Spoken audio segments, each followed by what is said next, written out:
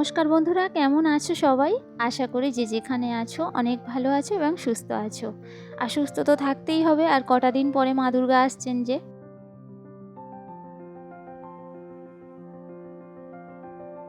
সকালের বাসি কাজ, স্নান, পূজা সব কিছুই সারা হয়ে গেছে। আর আজকে সকালে রান্না থেকে ছুটি, তাই চলে এসেছি একেবারে চা বসাতে। আর তারপরে পাড়া থেকে দুটো পাউরুটি নেওয়া হয়েছিল, সেটাকে একটু সেঁকে নিচ্ছি। আজকে ওর যে ছুটি আছে, আর ছুটি থাকলে কী হবে, আমাদেরকে নিয়ে তো একটু বেরোতে হবে। আমরা এখনও জামা কাপড় কিনে উঠতে পারিনি, তো সেই কারণেই বেরোবো। তাই ভাবলাম একটু তাড়াতাড়ি রান্না করে নেব, খেয়ে দিয়ে বেরোবো। আজকে শনিবার ছিল, ও সাধারণত রবিবার বাড়িতে থাকে, কিন্তু বিশেষ কারণবশত ও শনিবার বাড়ি ছিল, রবিবার ডিউটি যেতে হবে। তো যাই হোক, এখন তিনজনের জন্য 3 কাপ চা নিয়ে নিয়েছি। বাবুকে চা খেতে দিই না, কিন্তু আজকে যেহেতু লিকার চা হয়েছে সেই কারণেই ওকে খেতে দিয়েছিলাম। আর অনেক দিন পর এভাবে তিনজন একসঙ্গে চা খেতে বসেছি। কাজের সঙ্গে সঙ্গে না মানুষ মানুষকে সময় দিতেই ভুলে যাচ্ছে। কিছুই করার নেই, এমন পরিস্থিতি পড়েছে। কাজটাই আগে, কাজ না করলে যে খাওয়া হবে না আমাদের মতো সাধারণ মানুষের ঘরে। তো সেই কারণেই আগে কাজ, তারপর সংসার, পরিবার, সব কিছুই মানিয়ে নিতে হয় সময়ের সঙ্গে সঙ্গে। আর বুঝেও আমাদের চলতে হয়। সংসারে বেকার অশান্তি বাড়িয়ে তো লাভ নেই। তো সেই কারণেও যতটুকু সময় দিতে পারে ততটুকু নিয়েই আমি খুশি।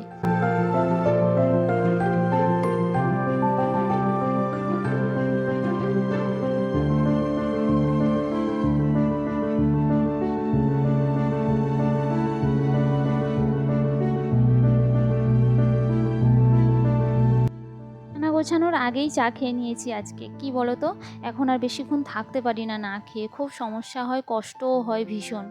যাই হোক, সেই কারণেই আগে চাটা খেয়ে নিয়েছি, তারপরে ঘরের বিছানা গুছিয়ে নিয়েছি।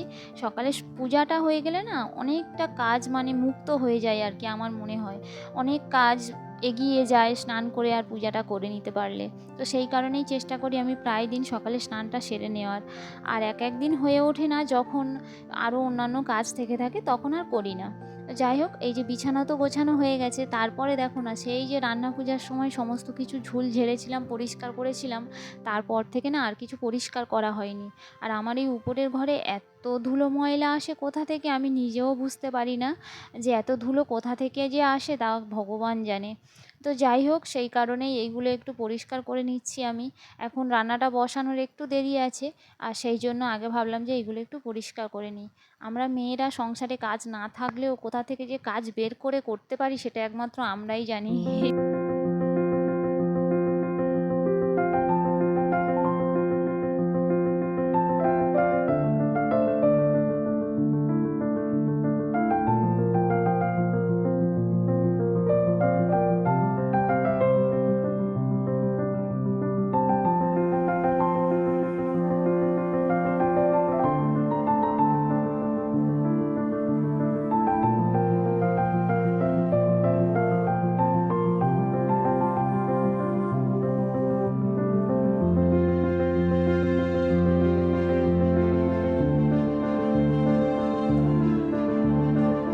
তো এই দেখো, আমার ভাত হয়ে গেছে। আর এই যে মাছটা, এটা পুকুর থেকে ধরেছিল, আর এটা ঘরে ছিল। এই মাছটা আমি কালকে এনেছিলাম, তো এটা ঝাল করব আর এটা ঝোল করব। এই যে এখানে ঝিঙে আর আলুটা কেটে নিয়েছি। আর আজকে তো ওর বাবা বাড়িতে আছে, তো মাছটা ভেজে নেব। নুনটা আজকে খুব জ্বালাচ্ছে, এর ছিপে খুব একটা ভালো মাছ পড়েনি। এই যে একটা মাছকে 4 পিস করেছি, 4 জন লোক, একটু ছোট হয়ে গেছে এটা, তা হোক। এটা 4 পিস করেছি। আর বাবু তো এই মাছটা খেতে পারবে না, এই আমি, বাবা আর ওর বাবা খাবো, সেই জন্যে। বা সুগার টেস্ট করায় দেখা যাচ্ছিল সুগারটা হাই এসেছে, সেই কারণে রেগুলার আমাকে উচ্ছেটা রান্না করতে হচ্ছে। আর ওনার জন্য আজকে আমি উচ্ছে সিদ্ধ করে দিয়েছিলাম, আর আজকে এইগুলোই রান্না হয়েছিল। চলো খেয়ে দিয়ে তো বেরোতে হবে।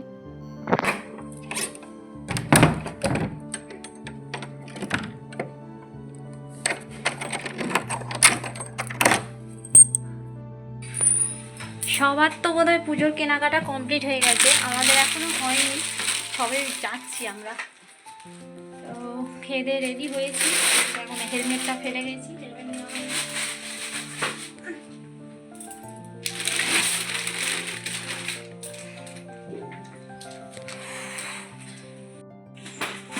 আস্তে আস্তে চলো।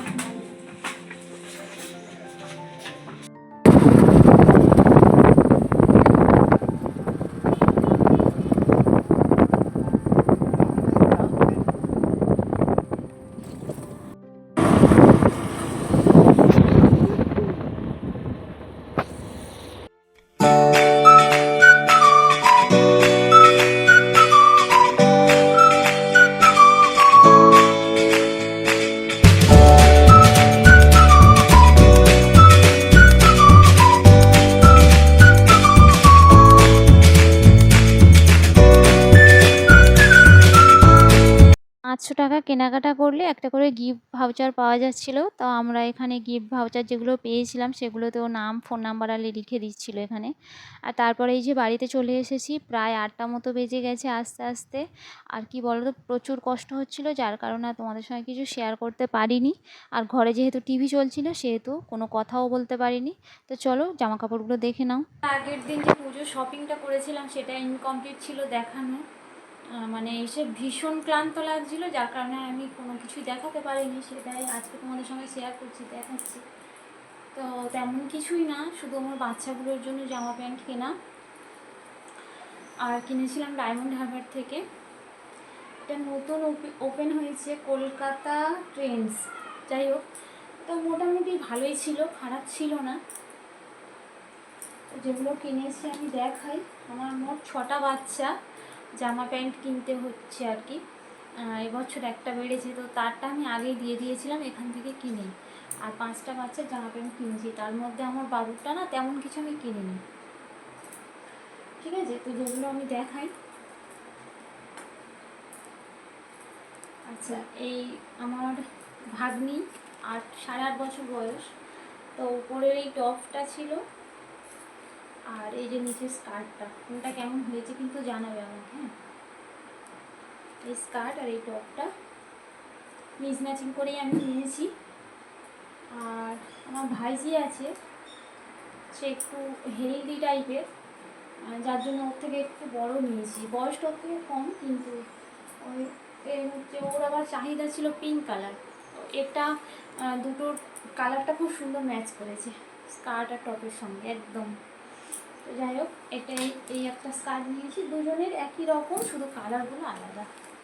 আর এই যে টপটা নিয়েছি, টপের উপরে ডিজাইনটা খুব সুন্দর, ফেব্রিকের কাজ করা, কিন্তু খুব সুন্দর ডিজাইন। যাই হোক, দুজনের ওটা নিলাম। আর সেম টি শার্ট নিয়েছি 3টে, একটা আমার বাবু, আর ভাগনা আছে, ভাগনা একটা, আর বোনপুর একটা, 3টে। আর এই যে ভাগনার জন্য এই যে হাফ প্যান্টটা ওই টি শার্টের সঙ্গে, আর বোনপুর ছোটো, ওটা আমি ওই ধরনের পাইনি, ওই জন্য এইরকম একটা প্যান্ট কিনে নিয়েছি সঙ্গে। এটা বেশ কমফোর্টেবল আছে, বাচ্চা মানুষ পরবে। তো মোট এই। আর আমার বাবুর জন্য বললাম ওই টি শার্ট, আর এমনি ঘরে পরার জন্য একটা হাফ প্যান্ট নিয়েছি, কিন্তু পরে দেখতে পাচ্ছি ছোটো হচ্ছে।